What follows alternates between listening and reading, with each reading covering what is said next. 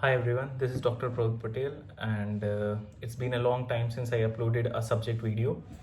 So today I'm going to tell you all about oral surgery. See, oral surgery is a very important subject for the NEET MDS and also for the BDS curriculum. It comes at least for 10 to 14 MCQs and it's very important for you. So it's better you guys study it properly. So without wasting any time, let's begin. What are the most important books that you have to refer for oral surgery? So I'll be telling you that. The first is the Malamate. Malamate is a book for the local anesthesia and the techniques. You should see the book and it's very good. Monim is another one. You should see the mechanism of action of local anesthesia from the Monims. It's given very nicely in that book. Nilma Malik. Nilma Malik is like the contemporary book for the oral surgery and I think you guys should refer that book. And SM Balaji, some points you can take from SM Balaji, some particular surgeries and all you can see from SM Balaji. These are the 4 books that I would recommend for you guys to study for the oral and maxillofacial surgery. Coming to the number of MCQs that come in the oral surgery, that is at least 10 to 14 questions will come in the oral surgeries and in the NEET MDS paper. So you should study properly. So how many days you should give for oral surgery? For the first read, you should give at least 5 days for oral surgery, and in the end, revision for approx 2 to 3 days can be given to oral surgery. The most important thing about oral surgery are the topics. What topics you should leave and what topics you should study. So I'll be telling the important topics. And first of all, starting with the images. See, in oral surgery, many questions will come from image based. They will give you some instruments, some sutures, some needle, something like that, and they will ask what instrument is this and what is the use of that. So you should know it thoroughly. So the armamentarium or the instruments you should know, the types of blades, the size and the shape of the blades, number 11, 12, 15, 21, 22, you should know. Kind of retractors that are used, Austin's retractor, Langenbach retractors, and whatnot. You should know about them. Suturing materials, absorbable, non-absorbable, the suturing techniques, various suturing techniques which are there, you should know. Continuous, simple continuous, you should know them all. Now the sterilization, it's like the one of the most commonly asked question. So the most common types of sterilization techniques for instruments used in oral surgery, you should know them. Basic antimicrobial therapy, what are the drugs that are given after an extraction, you should know basic outline of them.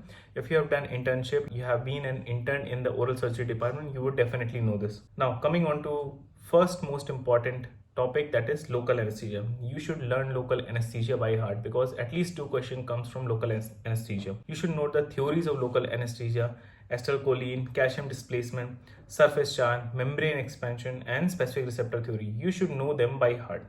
The classification of local anesthesia, what are the classifications? Duration of action, various local anesthesia have different duration of action, that is ultra short acting, medium acting, and long acting. What are the doses of the local anesthesia to be given to the patient according to the weight and the age? Toxicity caused by the local anesthesia, that is the local toxicity and the systemic toxicity. You should know both of them. What is the composition of the local anesthesia? Local anesthesia is not just one single chemical, but multiple components are there. So you should know what are the composition and what are the functions of them. The colors of the cartridges as given by American Dental Association, the blocks, techniques, and the location. The complications of local anesthesia and the management of them, you should know them. ASA classification and Malampatti's classifications are some of the extra points that you should remember under the local anesthesia. Now moving on to general anesthesia, not much important, but you should have a brief idea about general anesthesia.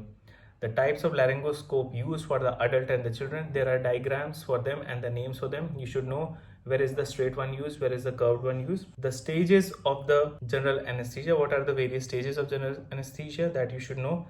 Conscious sedation techniques and the drugs that are given. These 2 questions can also be asked in pharmacology, so you should learn them thoroughly. Moving on to exodontia. See, exodontia is an important topic. So first of all, you should know the techniques of exodontia. What are the contraindications, systemic contraindication, and the absolute contraindication, you should know by heart. Armamentarium, what are the types of elevators used, and in elevator you should know the principles. Lever principle, wedge principle, wheel and axle principle, you should know about these 3 principles.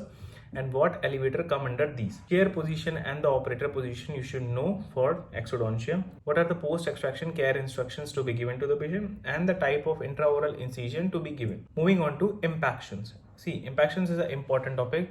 You should know the types, the frequency of the tooth which is getting impacted. Then coming on to the classification, there is like Winter's classification, Pell and Gregory, Quick et al., canine impaction. These you should know. Prediction of inferior alveolar nerve difficulty, Howey's Wardline and Warfay you should know. These classifications you should know properly. Now, what are the incisions to be given during impaction?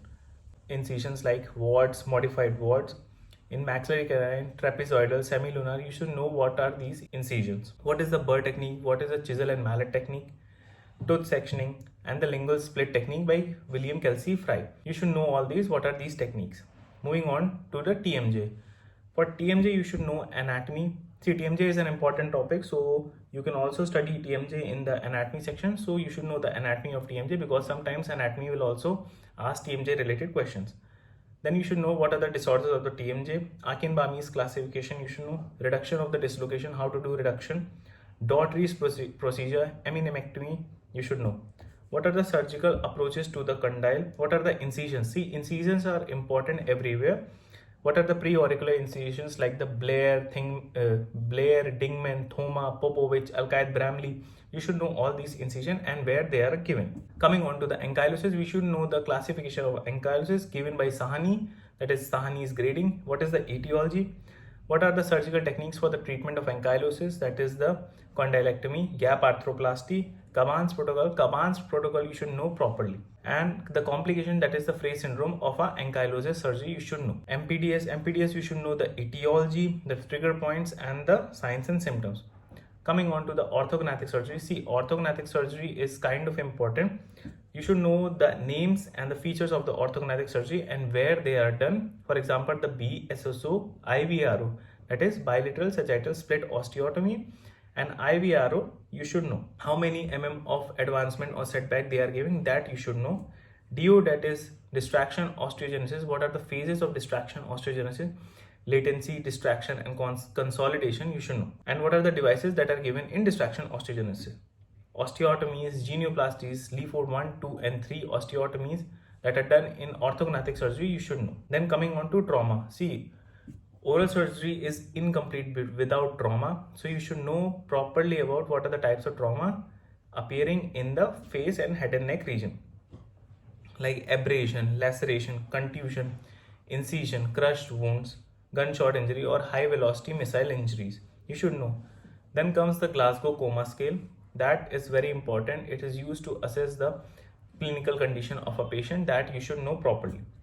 Battle sign, that is seen behind the ear, tells about the middle brain fracture or the occipital fracture, that you should know. Raccoon sign, these some signs are given by the name, that you should know properly. Treatment for them, types of treatment, that is the types of dental wiring like Essex, Gilmer, Risdon, you should know.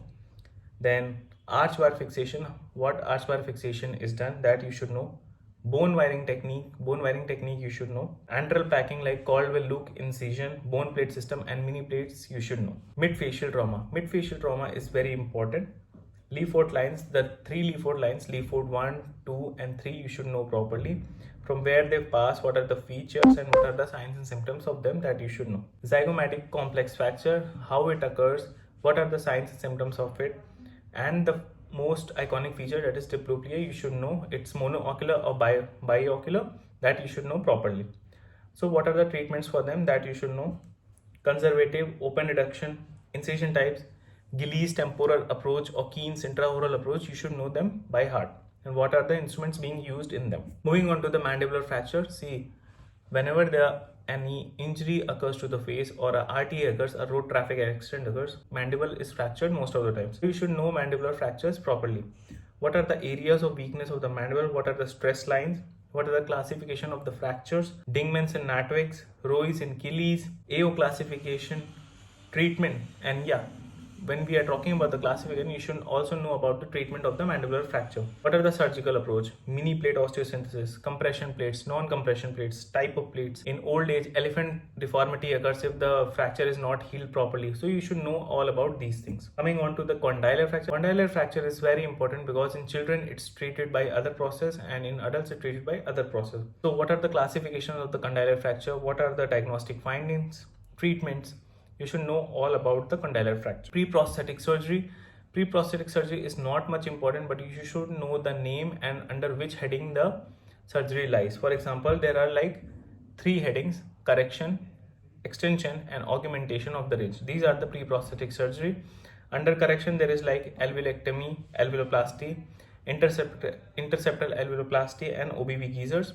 In ridge extension there are like Kazanjians, OBB geyser, Clark's, Godwin's and vestibuloplasty. These are the vestibuloplasty. In augmentation there are other surgeries. So you should have a brief idea about the pre-prosthetic surgery. That's it. Moving on to the cyst of the jaw, cyst and the tumors of the jaw, you can read from the oral pathology. No need for the treatment protocol, just have a brief idea which cyst is under which heading. That you can get from the oral pathology book. Same goes for the salivary gland.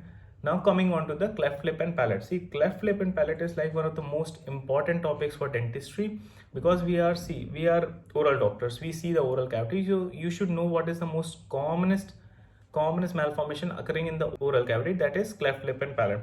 So you should know it properly. So about cleft lip palate, you should know etiology, occurrence, classification. Classification is like the most important, like Davies and Ritchie's, Vow's, Elsahey's.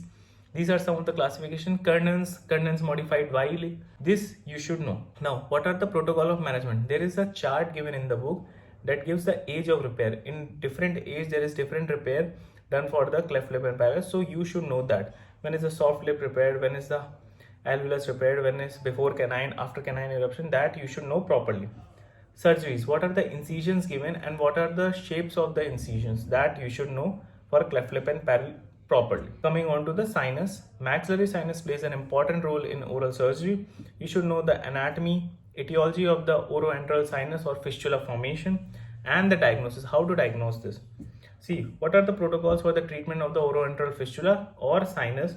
There are like 5 E's and 5 P's. 5 E's for the fresh sinus, 5 P's for the late sinus, that you should learn. What are the types of flap that are taken for the treatment or the correction of the sinus or the fistula formation? Like the buccal flap, Rehrmann's flap, modified Rehrmann's, palatal, Ashley's flap, Caldwell-Luke incision. You should know about these flaps separately. Coming on to the neck infection. See, for the abscess, you should know the Hilton's method of drainage. What is that? Facial planes of the infection, submandibular, sublingual, Ludwig's angina and the cellulitis. You should know a brief idea about this. Coming on to one of the most important topics, that is osteomyelitis and osteoradionecrosis of the jaw. Its classification given by Hudson. You should know acute or chronic, about under which heading it falls. Treatment given by Marks. You should know that. Hyperbaric O2 protocol. There is a whole protocol given like a chart. You should know properly. Gare's osteomyelitis. You should know what is the treatment of it and how it occurs and how it is seen in the radiograph. Coming on to trigeminal neuralgia. You should know about the features, signs and the basic surgical treatment protocol for trigeminal neuralgia. Some headings I have left under miscellaneous. You should read them like TNM staging, MRND, SND, RND. These you should know. Dental implants you can read from Prosto, but basic idea about it is also needed for oral surgery exam. Better management of the medical emergencies, that you should know. And the basic life support and CPR, how to give them, that you should know for the oral and maxillofacial surgery questions. And this will be all, and these are the most important topics for oral surgery. I think you should give apt time for oral surgery because it's a vast subject and sometimes you will forget. It's a big subject but less volatile compared to other subjects. So till the time, all the best and wish you guys a very happy Diwali. Thank you for watching.